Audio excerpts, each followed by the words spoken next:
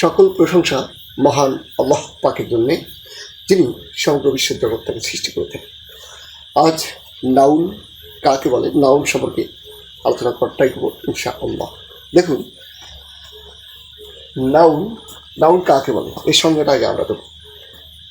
যে ওয়ার্ড দ্বারা কোনো ব্যক্তি, বস্তু, প্রাণী, স্থান, গুণ, অবস্থা প্রভৃতি বোঝায় তাকে নাউন বলে। আচ্ছা, আমি আরো সহজ করে বলতে পারি, কোনো কিছুর নামকে নাউন বলা হয়। ধরে রাখবেন, কোনো কিছুর নামকে নাউন বলা হয়। আচ্ছা, আর একটু বিস্তারিত করে বলতে চাই যে কোনো ব্যক্তির নাম হতে পারে, কোনো বস্তুর নাম হতে পারে, কোনো প্রাণীর নাম হতে পারে, আবার কোনো স্থানের নাম হতে পারে, আবার কোনো গুণের নাম হতে পারে, ইত্যাদি যদি বোঝায় তাহলে সেটি হবে নাউন। আমি আবার বলতেছি, কোনো কিছুর নামকেই নাউন বলে। তারপর কোনো ব্যক্তির নাম হতে পারে, কোনো বস্তুর নাম হতে পারে। আচ্ছা চলুন আমরা একটা এক্সাম্পল যাচ্ছি।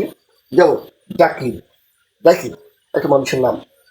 তারপর হচ্ছে ঢাকা, এটি হচ্ছে একটি স্থানের নাম। তারপর সাদুল্লাপুর, এটিও একটি স্থানের নাম। তারপর হচ্ছে পেন, মানে হচ্ছে কলম।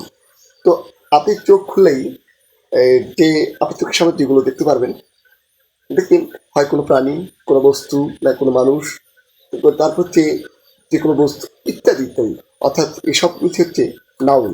এসব হচ্ছে নাউন, কোনো কিছু নামকেই নাউন বলা হয়।